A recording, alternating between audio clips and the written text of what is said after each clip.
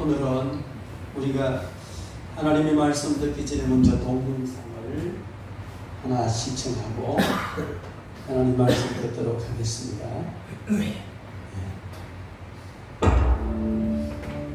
요 앞에 좀 보여주세요.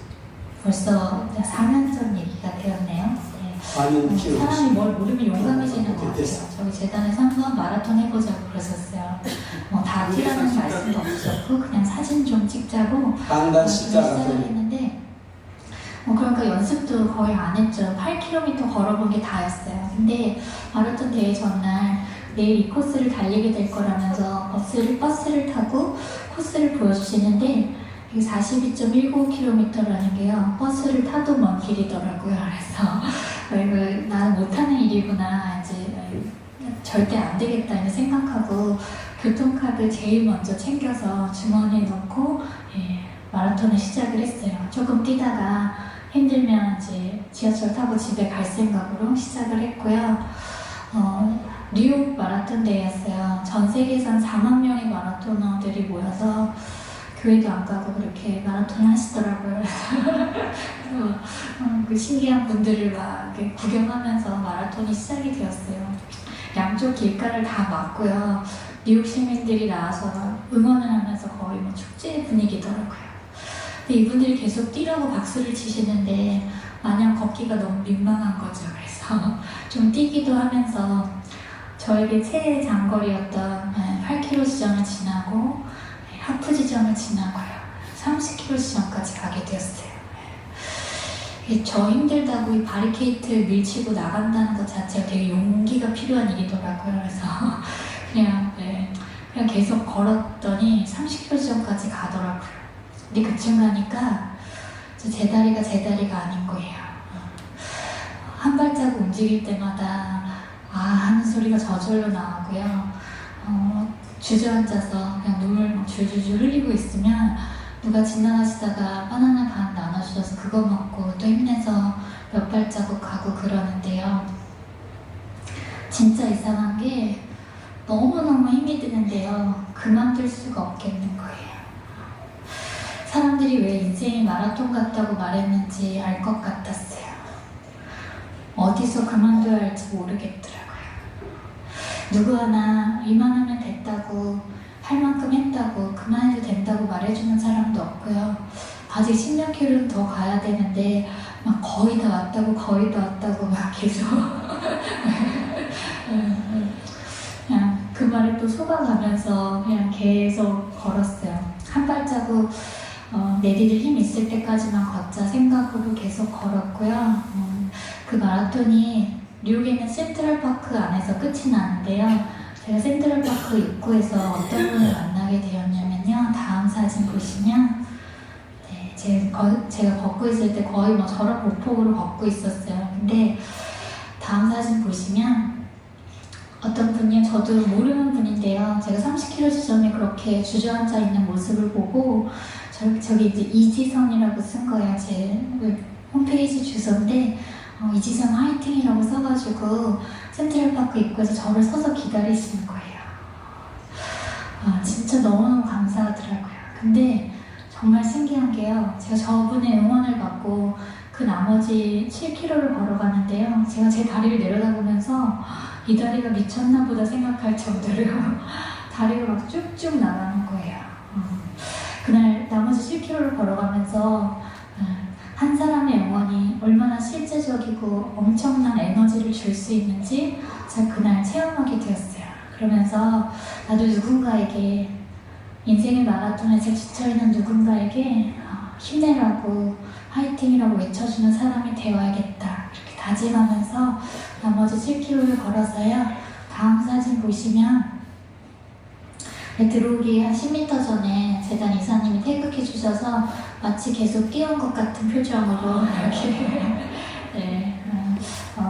7시간 22분의 기록으로 완주했고요. 뭐 거의 꼴찌였어요. 근데 아주 감사합니다. 꼴찌이긴 했지만 정말 뭐 1등 같은 기쁨으로 저기를 들어갔고요. 제가 전날 저기를 마지막 그 피니시점을 통과하면서 깨달은 것은요, 그날 분명히 그만두고 싶었던 순간들이 있었거든요. 죽을 것 같이 느껴지는 그런 고비들이 있었어요. 근데 가만 보니까 죽을 것 같은 거지 죽는 거 아니더라고요. 내가 그만두지 않는 한 그 레이스는 계속되는 거더라고요. 하나님께서 저와 여러분에게 각자의 마라톤을 주셨어요. 지금 얼마나 왔는지, 또 얼마나 더 가야 하는지 지금은 다 알 수 없지만요. 그날 아침에 저에게 42.19km라는 숫자는 제가 절대로 할 수 없는 정말 기적과 같은 숫자였거든요. 근데 포기하지 않으니까 제 삶에 또 다른 기적들이 일어나더라고요. 지금 이 순간 죽을 것 같은 고비들을 지나고 계시는 분들이 계실지도 모르겠어요. 네, 우리 포기하지 않았으면 좋겠어요. 언젠가 우리가 이 사명을 다했다고 정말 승리의 깃발을 흔들면서 하나님 품 안으로 기쁘게 뛰어들어가는 그날을 기대하면서요. 우리 오늘의 이 고비도 포기하지 않았으면 좋겠다는 생각이 듭니다. 네. 누군지 잘 알죠? 이지선이 너무나 예쁜 대학생이 이 화재로 인해서 온 정신 선도 화상이었고 거의 중증 장애인이 됐어요. 근데 뉴욕의 마라톤 대회에 가던가 봐요. 참 귀한 일이죠. 그런 중증 장애인이 42.19km를 간다는 자체도 도전한다는 자체도 힘들지만은 그 과정이 참 어렵고 죽을 것 같은 그 과정이 죽을 것 같지 죽지는 않더라. 참 인상적입니다. 오늘날 저와 여러분들이 살아가는 이 세상이 아마 이지선 씨가 마라톤 하는 그 마라톤 코스와 같은 그런 힘든 세상 아니겠나. 참 죽을 것 같은 그런 지경에 이럴 때도 참으로 많을 것이다. 그런 생각을 합니다. 여러분들이 그런 어려움과 공경에 처해 있다 할지라도 힘을 내시고 승리하시기를 주의 이름으로 축원합니다. 저는 이 영상을 보면서 이런 생각을 했어요. 내가 전하는 한 편의 설교가 정말 이지선 힘내 화이팅 하고 그냥 이름 없는 사람이 있는 그 피켓 때문에 내 발이 미쳤나 봐 하고 그냥 용기를 얻어서 달려갈 수 있었던 것과 같은 그런 말씀이 되었으면 좋겠어요. 그리고 여러분들도 서로 간에 작은 격려 한마디가 정말 어렵고 힘들고 죽을 것만 같은 이런 어려운 상황 속에서 정말 내 발이 미쳤나봐 할 만큼 힘을 얻는 그런 서로의 격려를 주는 우리 모두가 되기를 주의 이름으로 축원합니다. 오늘 우리가 살아가는 이 시대 속에서 저와 여러분들에게 주어진 정말 두 가지 큰 과제가 있다면 여러 가지 중요한 문제가 많이 있겠지만 큰 두 가지를 한번 생각해 본다면 그건 바로 영적 승리와 세상에서의 성공이다. 그렇게 볼 수가 있습니다. 우리가 어떻게 하면 영적 전쟁에서 승리할 것인가 이 굉장히 중요한 거예요. 이것은 곧 세상에서 성공과 연결되어 있는 겁니다. 영적 전쟁에서 실패하면 세상 성공에서도 실패할 확률이 많습니다. 100% 비례하는 건 아니지만 상당히 비례하는 부분이죠. 그래서 우리가 반드시 영적 승리를 해야 되고 그 영적 승리를 통해서 세상에서 성공적인 삶을 살아야 될 줄 믿습니다. 그런데 우리가 살아가는 이 세상은 결코 호락호락한 곳이 아니라는 겁니다. 우리가 하는 인생 경주, 신앙의 경주는 그 배경이, 이 현실이 너무 힘들고 어렵다는 겁니다.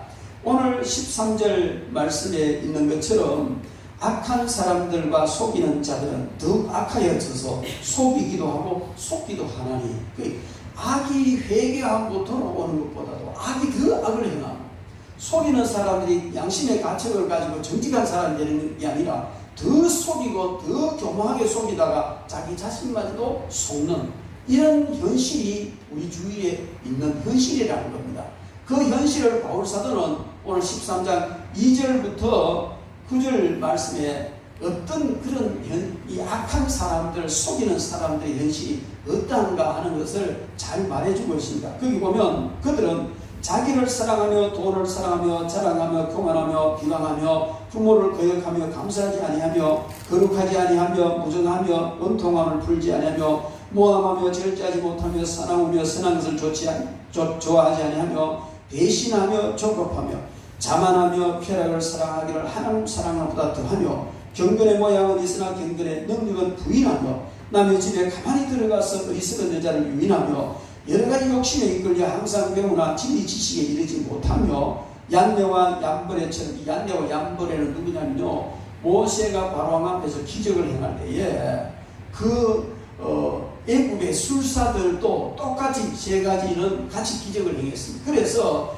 마치 자기들도 뭐가 있는 것처럼 속이는데, 구약 성경에는 안 나와있지만 많은 이 성경 교회 문헌에 보면 그 두 술사가 바로 얀네와 얀버레다 그렇게 말하고 있습니다. 이것들처럼 진리 지식을, 진리에 대한 대적을 한다는 것입니다. 마음이 부패한 자여 믿음에 관하여는 버림받은 자여 끝내 어리석음을 드러낼 자라 이렇게 말하고 있습니다. 그런데 이렇게 악한 이들이 회개하고 선하해지는 것이 아니라 점점 더 악하고 더 교묘하게 속이는 자리에 나가는 그런 현실이 오늘 현실이라는 겁니다. 만약에 이것이 세상적인 현실이라면 세상은 그런 거야, 우리 바로 살자 이러면 좋겠는데, 오늘 이렇게 정말 처참할 정도로 혹독하고 비참한 이 현실이 바로 세상이 아닌 교회의 현실이다. 이 내용 바울 사도가 말하는 이 성경적 배경을 보면 이건 안 믿는 사람을 두고 하는 게 아니에요.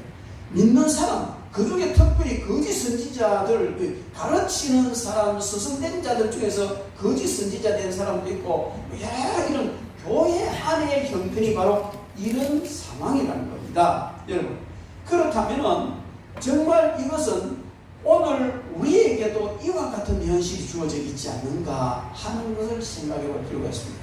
여러분, 오늘 우리가 이 13장 2절부터 9절까지 말씀하고 있는 이 처참한 현실, 정말 악하고 속이는 이 참담한 현실이 교회의 현실이라는 겁니다. 그렇다면 왜 교회가, 오늘날 교회가 이렇게 되어졌을까? 그것은 바울 사도가 3장 1절에 정확하게 말하고 있습니다. 너는 이것을 알라, 말세에 고통하는 때가 이르리니. 지금 말세라는 겁니다. 고통하는 때라는 겁니다. 그래서 말세가 되어졌기 때문에 바울 사도가 말했던 것이 그때 당시의 현실이긴 하지만은 오늘 이 시대 교회는 그때 당시보다 더 정말 적나라하게 이런 현실이 일어나고 있다는 겁니다. 여기에 말세에 고통하는 때에 이 고통하는 이 말은요, 위협받는다, 위협한다 이런 뜻이에요. 위협하는 데. 그러니까 말세가 되어지면 성도들의 신앙이 위협을 받고 성도들의 신앙생활 하는데 위협을 받는데, 어떤 일로 인하여 위협을 받느냐? 바로 2절부터 9절에 말하는 여러 가지 이런 악한 일들이 교회 안에서 일어나고, 어쩌면 내가 지금 이런 일을 행하고 있고 이렇기 때문에 신앙의 위협을 받을 때가 온다는 겁니다. 그래서 이럴 때에 우리가 어떻게 영적 승리를 해야 하며, 이런 사회에서, 이런 교회 안에서도 우리가 어떻게 성공적인 삶을 살 것인가 하는 건 정말 중요한 문제인 줄 믿습니다. 그래서 우리는 오늘 이 말씀을 통해서 승리하고 성공하라 하십니다. 이런 제목으로 하나님의 말씀을 듣도록 하겠습니다. 여러분, 그러면 우리가 이런 혹독한 현실 속에, 그럼 이지선 양이 정말 그 중증 장애인이 마라톤 코스를 뛰면서 한 발 걷지도 못해가지고 죽을 것만 같던 그런 과정, 이게 인생이구나. 그게 어쩌면 오늘 저와 여러분들이 처한 현실 아니겠습니까? 믿음으로 살아야 되는데, 목표를 향해서 가야 되는데, 주위에 주어지는 현실은 너무나 참담하다는 겁니다. 그런데 다른 사람들만 이런 참담한 삶을 사는 것이 아니라 나 자신을 돌아볼 때도 이게 다른 사람의 모습이 아니고 바로 내 모습이네, 이런 생각이 들 때 얼마나 신앙의 위협을 받겠습니까? 그러나 거기에서 포기해서는 안 된다는 거예요. 반드시 거기서 영적 승리를 하고 세상적으로도 성공해야 될 줄로 믿습니다. 여러분 영적 승리하고 성공하시기를 주의 이름으로 축원합니다. 그러면 우리가 어떻게 해야 여기서 영적인 승리를 하고 성공을 할 수 있겠는가? 내 힘으로, 내 지식으로, 내 노력으로 뭔가 해서 이것을 해낼 수 있겠는가? 성경은 그것은 불가능하다 그렇게 말합니다. 정확하게 여기에 대입되는 말씀은 아니지만은 그러나 스가랴 선지자는 이렇게 말합니다. 4장 6절 말씀에 스가랴서 4장 6절 말씀에 그가 내게 대답하여 이르되 여호와께서 스바벨에게 하신 말씀이 이러하니라. 만군의 여호와께서 말씀하시되 이는 힘으로 되지 아니하며 능력으로 되지 아니하고 오직 나의 영으로 됩니다. 우리가 내가 가진 지식과 능력과 모든 이 선한 양심과 또 노력과 이런 걸 가지고 뭔가 이렇게 참담하고 이 힘드는 현실을 내가 타개해서 승리해보리라 하지만 안 된다는 겁니다. 힘으로도 안 되고 능력으로 안 된다는 거예요. 여러분 이것은 저와 여러분들이 모두 다 경험한 일일 줄로 믿습니다. 그러면 거기서 그냥 이 발의 계획들을 그냥 막 그도 차 던지고 밖으로 튀쳐나가서 기권해버리고 말 것이냐, 신앙의 경주 기권해버리고 말 것이냐, 또 그럴 수는 없다는 겁니다. 우리는 끝까지 달려가야 되는 겁니다. 그럼 어떻게 해야 되냐? 힘으로도 안 되고 능력으로도 안 되지만 오직 나의 영으로 되느니라. 뭡니까? 성령님의 능력으로 되는 줄로 믿습니다. 우리 힘으로는 안 되지만 성령님의 능력을 힘입을 때 어떤 어려움 속에서도 어떤 환경 속에서도 우리는 승리할 수 있으며 성공하게 되는 줄 믿습니다. 그러면 우리가 어떻게 하면 성령님의 능력을 힘입고 어떻게 하면 이렇게 승리할 수 있느냐, 성공할 수 있느냐, 그것은 전체적으로 종합해보면요, 하나님의 마음이 합한 삶을, 하나님의 뜻이 합한 삶을 살고 하나님을 기쁘시게 하는 삶을 살면 성령님의 능력을 힘입을 수 있고 반드시 영적 전쟁에서 승리하고 세상에서도 성공할 수 있는 줄 믿습니다. 사도행전 13장 22절 이렇게 말씀하십니다. 하나님께서 사울을 폐하시고 다윗을 왕으로 세우시고 정언하여 이르시되 내가 이시의 아들 다윗을 만나니 내 마음에 맞는 사람이라 내 뜻을 다 이루리라 하시더니 그분을 통하여 하나님의 영육간의 놀라운 심지어 구속적인 모든 뜻까지도 이루셨다는 것을 고백을 하고 있습니다.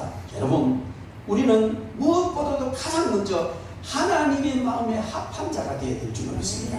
하나님의 마음에 합한 자만 되면 승리하고 성공할 수 있을 줄 믿습니다. 오늘 본문 말씀을 통해서 우리가 그럼 어떻게 하면 하나님의 마음에 합한 자가 되고 하나님의 뜻을 이룰 수 있는 자가 되느냐. 먼저 우리는 우리가 하지 말아야 될 일을 안 해야 된다는 겁니다.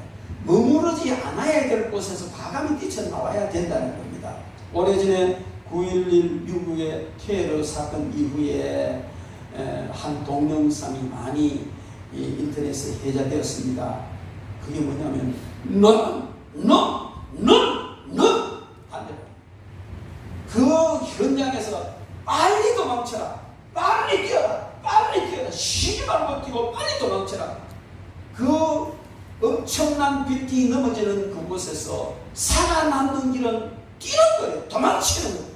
거기서 탈출하는 그 길밖에 없다는 겁니다. 여러분 오늘 2절 말씀부터 9절 말씀까지 되어지는 이건 교회의 현실과 같고 어쩌면 나도 이 중에 포함되는 것 같지만 그러나 거기 머물러 있어서는 우리는 승리할 수 없다는 것입니다. 거기서 뛰쳐나와야 될 줄 믿습니다. 뛰시기 바랍니다. 달려나가시기 바랍니다. 그래서 달려나가면서 우리는 거기에 머물러 있지 않아야 되는데 그건 바로 우리가 하지 말아야 될 일을 안 하는 겁니다. 오늘 이 말씀 가운데 보면은 자기를 사랑하며 돈을 사랑하며 이렇게 말합니다. 하지 말아야 될 것, 자기를 사랑하며 돈을 사랑하는 일을 하는데 이거 좀 나의 현실입니까 모릅니다. 그러니까 하지 말라는 겁니다. 왜 바울 사도가 이 두 가지를 가장 앞쪽에 내놓았을까? 성경학자들은 이렇게 말합니다. 자, 이 두 가지가 모든 악과 죄의 뿌리가 되기 때문에 가장 먼저 내세웠다. 이렇게 주경 학자들은 말합니다. 그렇습니다. 자기를 사랑하는 자는요 그리스도와의 교제가 단절된 거예요. 자기만 사랑하면 예수 그리스도의 교제가 단절됩니다. 돈을 사랑하는 일만하게 뿌리라고 말했습니다. 그러면 돈을 우리가 돈 자체가 일만하게 뿌리는 아닙니다. 돈을 사랑하면 일만하게 뿌리가 되는데 이것은 무슨 말이냐 하면은 하나님 사랑하는 것보다 돈을 더 사랑하면 그 돈은 일만하게 뿌리가 된다는 겁니다. 제임스 우드라는 교수는 이렇게 말했어요. 크리스찬들이 합법적인 투자와 성공적인 목적 어떻게 하는 것이 많으냐 세 가지를 말했습니다. 그것은 먼저는 내가 하는 이 일이 하나님을 영화롭게 할 수 있는가? 내가 투자하는 이것이 하나님을 영화롭게 하는 것에 투자하는 것인가? 내가 지금 하는 이 사업, 내가 돈 벌려고 하는 이 모든 것이 하나님을 영화롭게 하는 일인가? 이걸 먼저 생각하려는 겁니다. 그 다음에 두 번째로는 다른 사람에게 혜택이 돌아가는가? 내가 투자하는 것을 통해서 다른 사람에게 혜택이 돌아가는가? 내가 하는 이 사업을 통해서 다른 사람에게 혜택이 돌아가는가? 손해가 가는가? 이걸 생각하라. 세상 사람들은 물불을 가리지 않고 그냥 덕이 된다면 이익이 된다면 다 합니다. 그러나 크리스찬들은 즉 하나님을 믿는 사람들은 영적 승리라고 하나님 앞에서 진정 참된 성공을 하기를 원하는 사람은 내가 투자하는 이 투자, 내가 하는 이 사업이 다른 사람에게 혜택이 돌아가는가 생각해야 된다는 겁니다. 그리고 세 번째는 정직한 투자의 정직한 방법이냐, 내가 하는 이 사업이 정직한가, 내가 하는 이 투자가 정직한 투자인가를 생각하라는 겁니다. 여러분 맞습니다. 이 유명한 제임스 우드 교수가요 하는 말은 크리스찬들이 돈을 벌고 투자를 하고 이렇게 할 때에 가장 먼저 이 일을 통해서 하나님을 영원하게 할 수 있는가, 그리고 다른 사람에게 혜택이 돌아가는가, 그리고 이것이 바로 정직한 투자인가를 생각하라는 겁니다.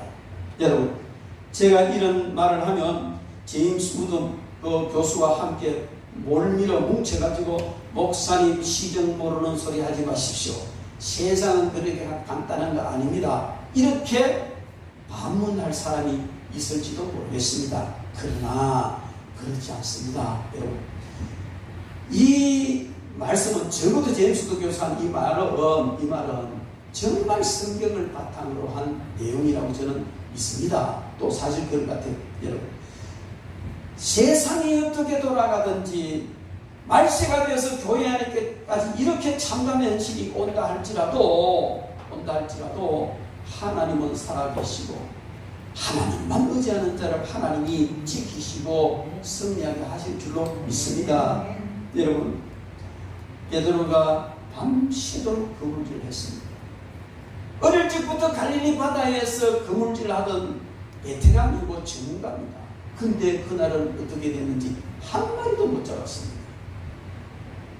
이제 허탈한 마음으로 그물 정리해놓고 집에 들어가시려고 하는데 예수님이 뱉대하라 강단 만들어라.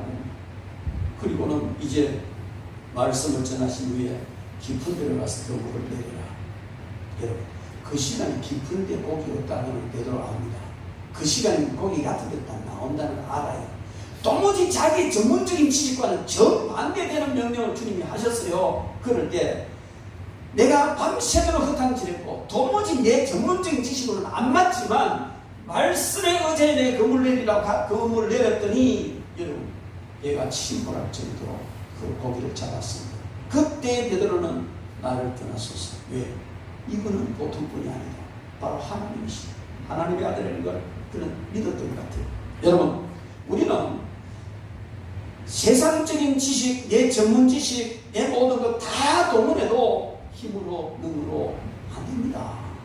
오직 하나님의 능력으로 하나님의 사랑으로 하나님의 주시는 은총으로 되어지는 줄 믿습니다. 여러분 바울사도도 그가요 복음을 전하면서 천막 만드는 사업을 했습니다. 이 천막 만드는 사업은요 요즘으로 치면 펜션 제작 그런 아주 고부가가치 사업이었어요. 그가 그렇게 실질적으로 같이 일을 하고 세상적인 일을 다 해서 자기와 함께하는 사람들의 먹고 사는 다 되면서 그렇게 복음을 전했습니다. 우리가 세상 살아갈 때 일에 대해서 직업에 대해서는 성과 속이 구별될 수가 없습니다. 목사직은 거룩하고 세상 장사하는 것은 속된 것이냐? 아닙니다. 성속이 구별되지 않습니다. 다만 우리가 이 일을 할 때 어떤 자세로 하는가 하는 겁니다. 우리가 세상에 나가서 여러 가지 일을 하지만 거룩한 일이 될 수 있는 것은 바로 하나님을 영화롭게 하기 위해서 하고 다른 사람의 혜택을 주기 위해서 하고 정직하게 하나님의 말씀을 따라 할 때 그 일은 거룩한 일이 될 것입니다. 하나님 기뻐하시는 일이 될 것이고 거기서는 영적 패배도 없고 승리만 할 것이며 반드시 끝내 성공자가 될 것입니다.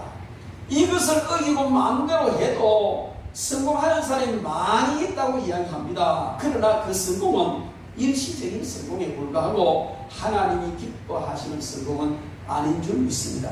즉 우리 크리스찬들이 선택해야 될 성공은 아닌 줄로 믿습니다. 그리고 이 시대에 자긍하며, 여기 자긍한다는 자랑한다는 말인데요, 이 시대 사람들이 자긍하는 이런 신앙생활하는 사람 참 많아요. 이건 뭐냐면 자긍한다는 이 원래의 뜻은요, 시골 장터에서 비암이요 비암, 지리산에서 3년 태백산에서 5년 이 비암 이 약을 먹으면 뭐도 나고 막 떠벌리면서 그냥 막 엉터리 같은 그런 효과 없는 것을 효과 있는 것처럼 선전하는 그런 돌파리를 일컬을 때에 여기 쓰는 말이 자긍하는 이런 말이에요.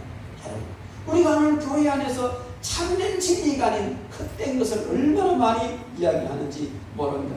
그만하며 회방하며, 이 회방한다는 것은 언어로 가지고 그냥 이웃과 하나님의 권위를 무시하는 것을 말하고요. 부모를 거역하며 감사하지 아니하며. 여러분, 감사는 모든 덕목의 기초입니다. 그런데 그들은 자신을 낳아준 부모에게도 감사하지 않고 하나님에게도 감사하지 않는다는 겁니다.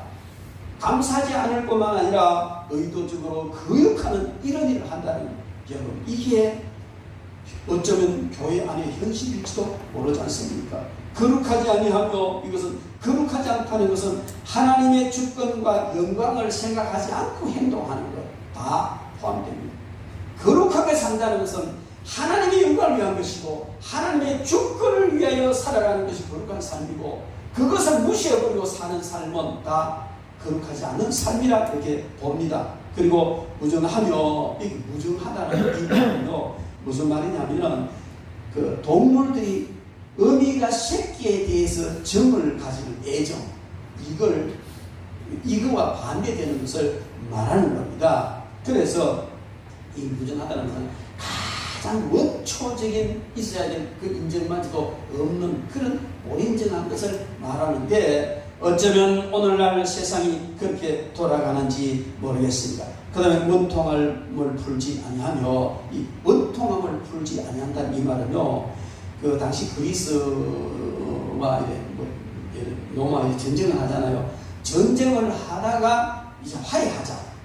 그 전쟁 그만 화해한다. 그 화해할 때에 쓰는 서로가 이제 대표들이 만나서 술잔을 나누고 화해를 표시하는 그것이 스폰데라는 말이에요. 스폰데라는 말인데, 오늘 여기 원통함 풀지 않는 아스폰데라는 말이에요. 이 아스폰데라는 말은 그 스폰데에 반대되는 말이다. 이 말은 절대로 화해할 수 없다. 뭔가 맺혀지면 화해를 안 한다는 겁니다. 세상도 그리고 교회도 그렇고. 특히 이 문제는 교회에서 더 심각한 것 같아요. 세상 사람들은요, 치고받고 피가 터져도요, 막걸리 한 사발 나누고 그래 미안하다, 얘는 됐다, 그러고는 풀어요. 속에는 드는 걸로 푼다고요. 그런데 교회 안에서는요, 그 시기를 들어가면서 하나는 좀 틀어졌습니다. 내가 저를 용납할 수 없습니다. 여러분, 이게 뭐냐면요, 원통함을 풀지 않는다는 말이에요. 우리는 막걸리 한 사발로도 되는데 예수 그리스도의 보혈을 힘입은 자 아닙니까? 푸시기 바랍니다. 이거는요, 참 심각한 문제거든요. 이거는 이래 되어버리면 여기는 은혜도 있을 수 없고 승리도 있을 수 없고 성공도 있을 수 없고 모든 것이 여기에 걸려버리면 끝나는 거예요. 어쩌면 오늘날 교회가 성도가 그런 모습은 아닌가, 아니면 그 모습은 아닌가 생각을 해봐야 될 줄로 믿습니다.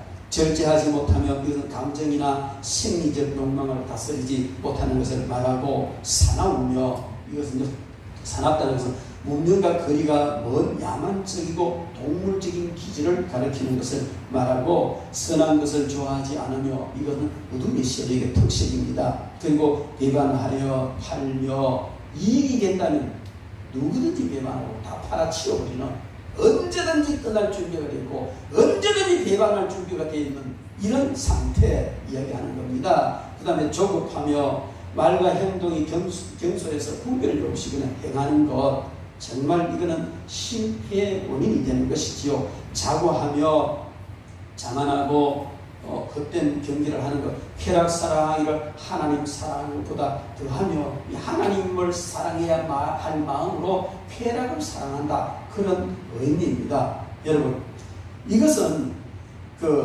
우리가 쾌락을 사랑하는 이런 것은 요한복음 3장 19절에 보면 그 정죄는 이것이니 곧 빛이 세상에 왔을 때 사람들이 자기 행위가 악함으로 빛보다 어둠을 더 사랑한 것이다. 빛보다 어둠을 더 사랑한 것처럼 여러분, 우리는 즐겁게 살아야 돼요. 그러나 하나님보다도 쾌락을 더 사랑하는 것은 있을 수 없다는 겁니다. 전도서 9장 9절 말씀해 보면 내 헛된 평생의 모든 날 곧 하나님이 헤아려서 내게 주신 모든 헛된 날에 내가 사랑하는 아내와 함께 즐겁게 살지어다. 그것이 내가 평생에 헤아려서 수고하고 얻은 내 몫이다, 불복이다. 하나님은 솔로몬의 입을 통해서 네가 헤아려 살 동안에 네 아내에게 또 네 남편으로 통하여 행복하고 즐겁게 살아라, 모든 것이 다 포함되어 있습니다. 그런데 그것이 헤아려서 사는 동안에 너에게 준 복이다, 축복의 몫이다. 그런데 이 즐거움이 하나님을 떠나서 더 쾌락으로 추구해 가서는 안 된다는 겁니다. 우리는 정말 주님 안에서 영육간의 모든 면에서 즐겁게 살아야 되지만 쾌락을 따라가서는 안 된다는 것을 말하고 있습니다. 그리고 경건의 모양은 있으나 경건의 능력은 부인하는 자다. 종교적인 외형은 갖추고 있지만 그리스도의 구원은 또 그리스도의 능력에 대해서는 믿음이 없다는 겁니다. 이것이 바로 교회의 현실이고 우리의 모습이라면 우리는 바로 여기에서 벗어나야 되는 겁니다. 이런 자리에 있지 않는지 우리 스스로를 살펴봐야 될 줄로 믿습니다. 오늘 2절부터 9절 말씀을 전체적으로 우리가 종합해 보면은 이렇습니다. 우리는 세상 풍조에 따라가지 말아야 한다. 세상 풍조에 밀려 살아서는 안 됩니다. 여러분, 목사님, 성경은 그렇지만은 목사님은 그렇게 말씀하시지만 세상에 나가보십시오. 사회에 나가보십시오. 그게 되는가? 그런 거죠. 맞습니다. 저도 충분히 인식을 합니다. 그리고 이해를 합니다. 이런 말을 할 수밖에 없는 그 형편 속에서 신앙생활을 세상에서 하는 여러분들을 위해서 제가 할 수 있는 게 뭐겠습니까? 지스나 이지선 화이팅 하고 작은 피켓 하나 들어줄 수 있는 그 후에 제가 할 수 있는 게 뭐가 있겠습니까? 그래서 제가 여러분들에게 기도합니다. 정말 승리하기를 기도합니다. 그러나 용기를 내서 승리하는 그것은, 질주하는 것은 여러분의 몫입니다. 승리하시기 바랍니다. 세상 풍조 따라가지 마시기 바랍니다. 거기서 뛰쳐나오시기 바랍니다. 달려와야 될 줄로 믿습니다. 그리고 우리는 우리 자신만을 위한 삶을 살지 말아야 됩니다. 오늘 이 성경 우리가 이야기했던 이 세상 너무나 어려운 현실이 되어버린 이 모든 것들이 바로 자기 자신만을 위한 이기주의적인 사고, 그것이 바탕이 깔려 있어서 이런 모든 것이 나온다는 겁니다. 여러분, 우리는 승리해야 되고 성공해야 됩니다. 그러나 함께 성공해야 됩니다. 윈윈이라고 하죠. 시너지 효과를 내야 되고 윈윈해야 돼요. 니도 이기고 나도 이기고. 지금까지의 모든 세상 기업 이런 것들은요, 내가 너를 이기게 너를 밟아 문제군에 올랐어요. 이런 생각을 했어요. 그래서 기업 운영도 그렇게 했습니다. 근데 지금 시대가 달라져. 라이벌 기업끼리도요, 지금은 윈윈합니다. 내게 좋은 것, 네게 좋은 것 합쳐서 같이 쓰면 왜? 글로벌 시대이기 때문에 세상적으로 많은 세계 속에서 승리해야 되기 때문에 그렇다면 우리는 천국을 목표 삼고 천국 백성으로서 살아가는 저와 여러분들은 반드시 윈윈해야 됩니다. 자신만을 위한 삶을 살아서는 결코 승리할 수가 없다는 것입니다. 그리고 우리는 성도로서 거룩을 유지해야 되는 겁니다. 너무나 중요합니다. 거룩을 잃어버리면 그때부터 성도로서의 마디는 소금이 되는 것이고 말통 밑에 감추어져 말통 뒤집어 쓰고 있는 빛과 같이 되어질 수밖에 없는 것입니다. 여러분, 우리는 우리가 추구하는 즐거움이 하나님께서 허락하신 즐거움의 도를 넘어서 쾌락을 추구하다 보면 바로 이런 여러 가지 거룩을 잃어버리게 되는데 잘 절제해서 내가 지금 하는 이것이 하나님께서 허락하신 범위의 즐거움을 추구하느냐, 그 범위를 넘어서 내가 쾌락까지 나가느냐. 말세의 처참한 일 중에 하는 것은 하나님 사랑하는 보다 쾌락을 더 추구한다는 겁니다. 명심해야 될 줄로 믿습니다. 여러분, 그래서 우리는요, 힘들고 어렵지만은 이 현실을 그냥 바라보고 비판하고 한탄할 것이 아니라 이 속에서 반드시 승리해야 될 줄로 믿습니다. 그럼 우리가 어떻게 승리할 수 있습니까? 바울 사도는 이런 현실 속에서 승리할 수 있는 길은 배우고 확신한 일에 거해라. 그렇죠? 배우고 확신한 것, 성경 말씀을 배웠으니까, 성경 말씀을 배우고 그 말씀에 대한 확신을 했으니까 거기 거해라. 거하라는 말은 거기 머무르라, 이런 의미예요. 그래서 우리는 배운 대로 실천하고, 배운 것이 중요하지만 배운 것을 실천하고, 그 실천이 한두 번으로 끝나는 것이 거기에 머물러서 늘 진행하는 이것이 중요하다는 것입니다. 뿐만 아니고 성경을 바르게 배우고 바르게 알아야 한다는 겁니다. 바울 사도는 디모데에게 말합니다. 내가 네게서 배운 것을 알며 내가 어려서부터 성경을 알아나니, 이렇게 말하고 있습니다. 여러분, 바울 사도는 디모데가 누구에게 성경 배우는지 안다는 것이죠. 바울이 누구에게 성경 배웠습니까? 그는 외조모 로이스와 어머니 유니기에게 성경 말씀을 배웠습니다. 바울이 배운 성경은 구약 성경을 말하는 거예요. 그런데 그는 구약 성경만 배운 것이 아니라 바울 사도에게, 서성되는 바울 사도에게는 신약 성경과 같은 복음적인 모든 진리를 함께 배웠습니다. 구약 성경을 제대로 어릴 때부터 배웠고, 바울 사도로부터 복음적인 모든 바른 진리를 배웠고, 이건 너무나 확실하게 공부를 하고 배운 거예요. 그리고 이 디모데는요, 거기에 충실하게 그대로 행하는 그 안에 머무는 삶을 살았는데 계속해서 그 삶을 살아라고 격려를 하고 있는 것입니다. 그는 어려서부터 말씀을 배웠다. 유대인들은 어릴 때는 보통 부모님으로부터 성경 교육을 받습니다. 그러나 어느 정도 성장하게 되면 제사장이나 레위인이나 선지자나 또 가정교사, 또 박사들, 심지어 랍비들, 이런 사람들을 통해서 하나님의 말씀을 배웁니다. 그런데 여기서 네가 성경을 알아나니, 이 성경은 뭘 말하냐면은 어릴 때부터 그가 문자적으로 읽고 배우던 그 성경을 말하는 거예요. 물론 구약 성경을 말합니다. 그런데 이 성경은 바른 정통적인 그런 성경을 말하는데, 당시에 에베소 교회의 거짓 교사들은 이 정통적인 성경 외에 세속적인 문서도 함께 적용을 했습니다. 이것을 네가 성경을 알아나니 하니 성경이라는 말을 히에라 그람마타라고 표현을 했어요. 그런데 히에라 그람마타는 바로 디모데가 어릴 적부터 정통적으로 배우고 공부했던 그 성경이고, 당시에 거짓 선지자들, 거짓 교사들이 하는 것은 에페시아 그람마타 해가지고 세속적인 문서 이런 것까지 포함되는 걸 말해요. 바울 사도는 여기서 네가 성경을 알았나니 이 말 속에는 무슨 의미가 포함되어 있느냐면은 네가 성경을 정통적으로 바르게 배우고 바르게 알았다는 겁니다.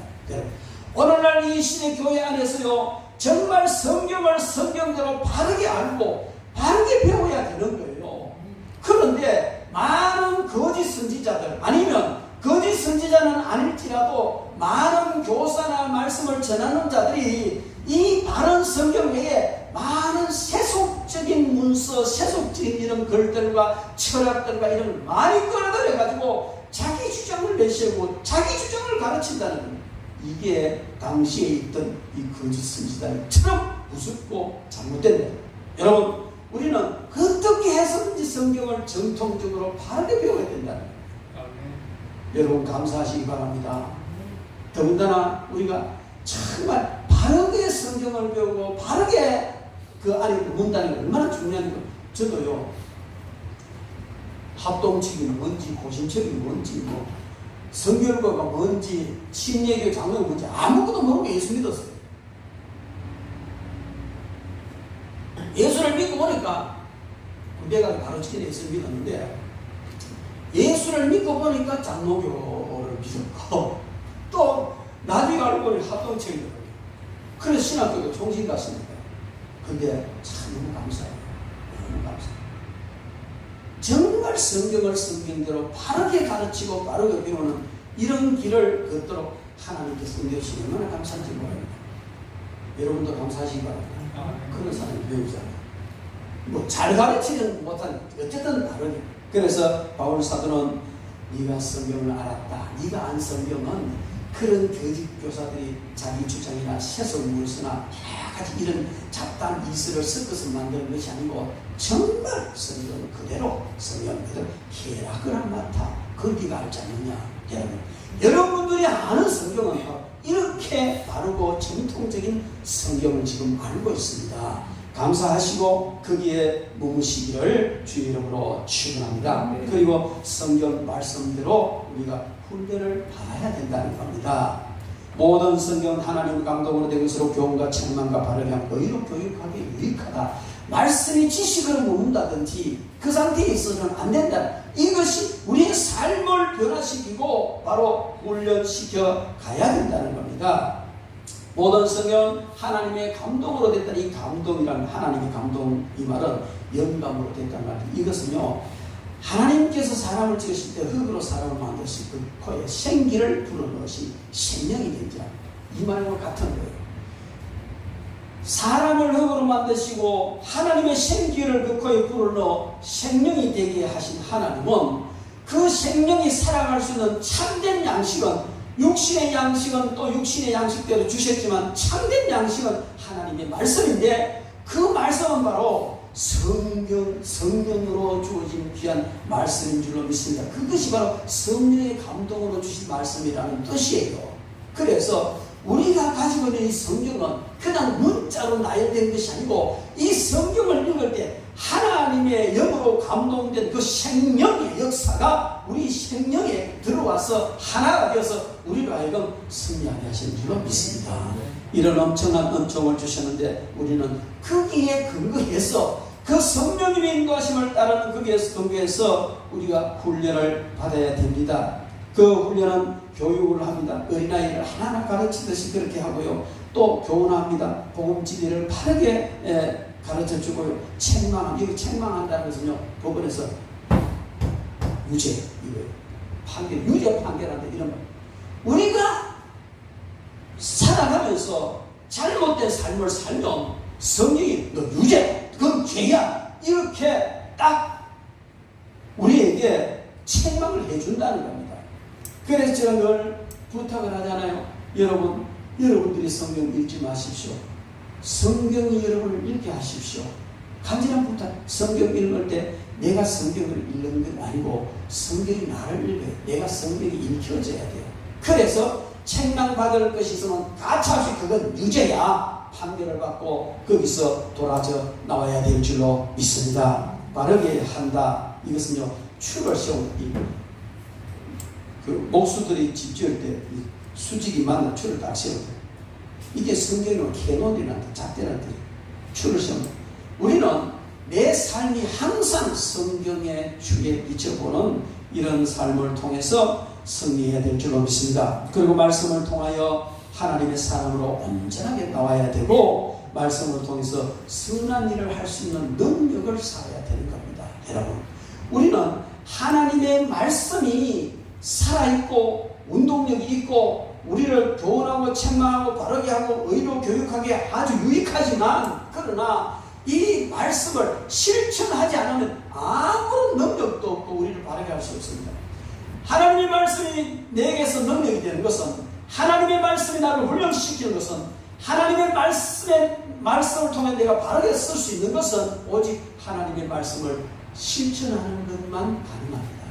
하나님의 말씀을 실천하는 것만 내 능력이라는 겁니다. 여러분, 우리는 성경 말씀을 많이 알아야 돼요. 그리고 실천해야 돼요.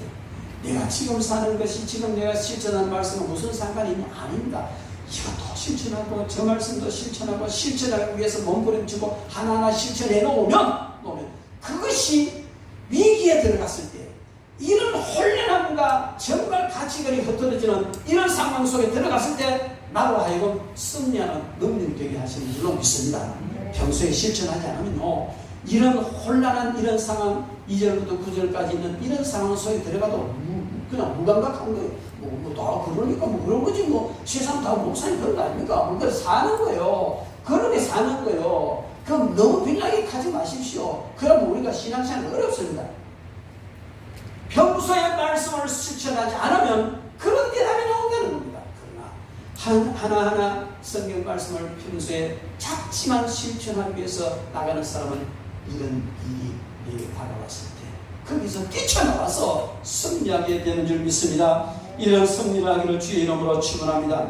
그리고 마지막으로 바울의 신앙을 본받아야 하는 겁니다. 디모데후서 3장 4절이 연결되어 있다고 봅니다. 디모데후서 4장 1절부터 8절 말씀 보면 오늘 3장 17절 말씀에 보면 이는 하나님의 사람으로 온전하게 하며 모든 선한 일을 행할 능력을 갖추게 하려 함이라. 하나님 앞과 살아있는 자와 죽은 자를 심판하실 그리스도 예수 앞에서 그가 나타나실 것과 그의 나라를 두고 엄히 명하노니 너는 말씀을 전파라. 때를 얻든지 못 얻든지 항상 힘쓰라. 범사에 오래 참음과 가르침으로 경책하며 경계하며 권하라. 여러분, 이 앞의 내용과 연결돼서 너는 말씀 가르치라. 네가 배운 그 바른 말씀, 네가 실천하는 그 말씀, 네가 머무르는 그 말씀을 때를 얻든지 못 얻든지 항상 가르쳐라. 그래야 그들도 그 말씀에 바로 서게 될 것 아니냐, 이렇게 말합니다.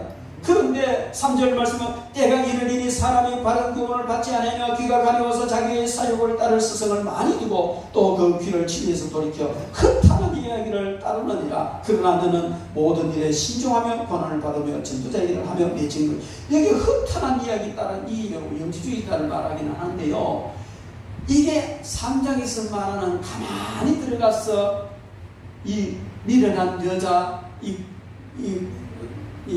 미혹해서 죄를 짓게 만들고 자기들이 그냥 성경 아닌 이상한 것들 보태가지고 사람들을 죄짓게 만들고 집에서 떠나게 만드는 얀야와 얀거래 같은 이런 짓을 진리를 대적하는 이런 일들이 일어난다는 겁니다. 그러니까 때가 되면 그런 일들이 일어나는데 그런 사람들을 좋아한다는 겁니다. 때가 이런 사람 바른 교훈을 받지 않냐고 받기 싫어한다는 겁니다. 기가 가려워서 자기 사욕을 따라 스스로 많이 믿는, 자기한테 달콤한 이야기만 해주면 그게 진리든지 아니든 상관없다. 그러니까 하나님을 잘 믿든지 그게 무슨 상관이냐. 그냥 축복해주고 달콤한 소리만 해주면 그게 좋아서 스승을 삼고 그들을 따라간다는, 이게 심각한 문제라는 것이죠.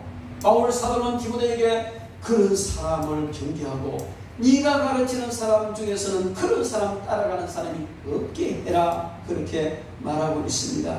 그리고 너는 모든 일에 신중하여 권한받고 전도자의 일하고 그 직분을 감당해라. 함부로 하면 아니까 신중히 한번 보십시오. 오늘 3장 2절부터 9절까지 되어진 이런 모든 현실은요, 교회 안의 현실이에요. 어쩌면 나도 거기에 동참하는 이런 많은 일들이 있는지도 몰라요. 마치 이것은 영적으로 보면 지뢰밭을 걸어가는 것과 똑같은 현실이라는 것이죠. 그런데 우리가 아무렇게나 생각을 판단해서 행동해버리면 어떻게 되겠습니까? 그래서 바울 사도는 너는 신중해라. 신중하여 고난을 받더라도 그 길 가면서 주어진 사명을 감당하라고 말합니다. 그러면서 바울 사도는 고백을 합니다.